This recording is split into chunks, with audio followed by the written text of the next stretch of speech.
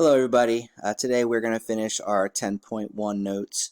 We're going to skip all the way down to part 3, simplifying a radical expression. We're not going to do the other two problems that were left over from yesterday. Basically what we're going to be looking at today are radical expressions in which the denominator of our fraction has two parts, or a binomial for lack of a better word. And I'm going to show you how to simplify one that has a binomial, and in the binomial is a square root. We're going to use something called conjugates. So if you look here at the example for a conjugate, it says that a root b plus c root d and a root b minus c root d are conjugates. So if you look at the two of them, what is different between those two binomials? Well, it's the fact that one of them is plus and one of them is minus. The first terms for both of them will be exactly the same, and the second terms will be opposites, again, because one is positive and one is negative. Another simpler way to look at it is if you had the binomial x plus y and x minus y. Those two are conjugates of each other. So, when we look at our first example, we have 1 over 3 plus square root 5. And we have to simplify it. And we know that we're not allowed to ever have a square root in the denominator of a fraction. That's not considered simplified. So, as we learned yesterday, we have to multiply this by what I called a strategic 1.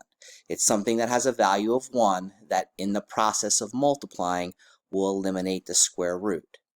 When you have a binomial like this, what you're going to want to multiply by is the conjugate. So I'm going to draw my fraction bar, and I want to figure out what is the conjugate of 3 plus root 5. Well, we know that the first term and the last term have to be the same absolute value.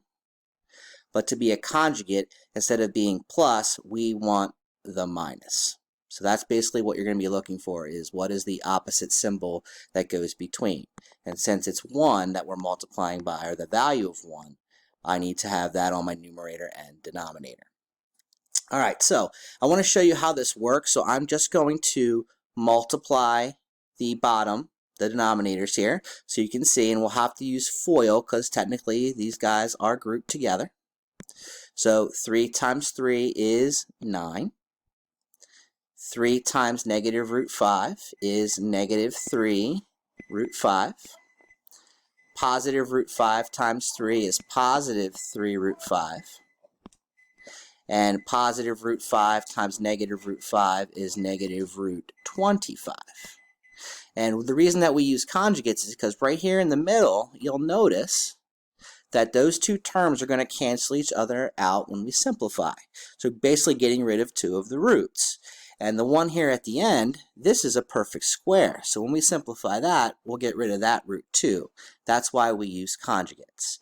Alright, so that was just to show you the denominator. Now we actually have to do the whole problem. So I need to multiply the numerators first. And that's going to give me 3 minus root 5. And we already multiplied the denominator. I was showing you that. So I have 9. And again, those make 0. They cancel.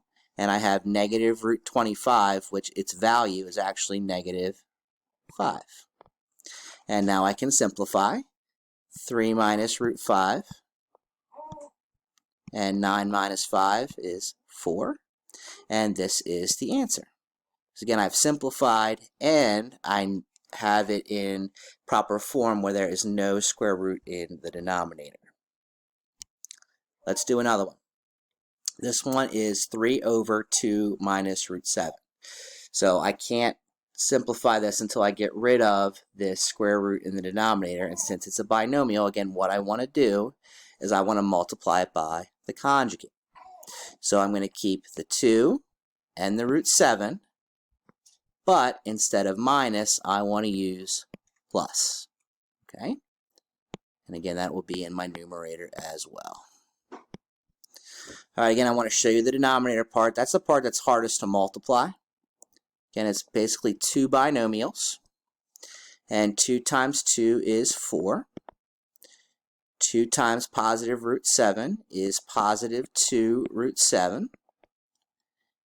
Negative root 7 times 2 is negative 2 root 7.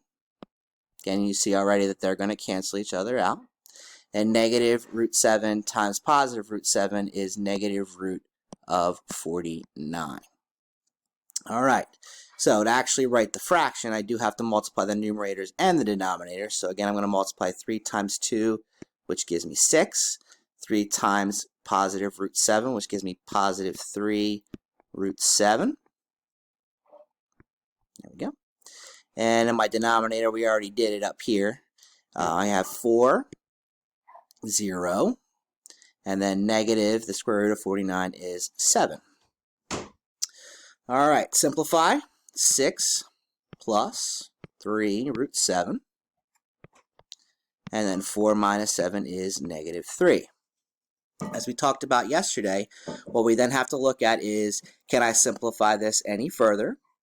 And you'll notice that 3 is a common factor into all 3 of our parts here, of our fraction.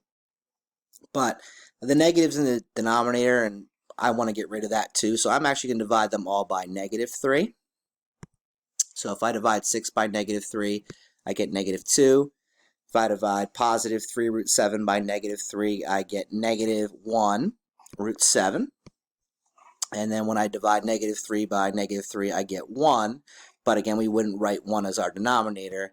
This is the simplified answer. What I'd like you to do is go ahead and work on number 19. Pause the video. And when you finish working on it, unpause it, and I will show you the answer, and we'll see how you did. All right, so I got an answer of 5 root 2 plus 20 over negative 14. Hopefully you saw that the conjugate should have been root 2 plus 4. Again, the first and last terms are the same, and the only thing that's really different here is the plus or minus. And when you simplify it, again, like I said, that's what you get. You'll know you're on the right track when the middle terms cancel out when you are multiplying the binomials. So those are my examples for today. Go ahead and work on that worksheet that I have posted for you, and check your answers on the answer key provided. And if you have questions, please let me know. Have a great day.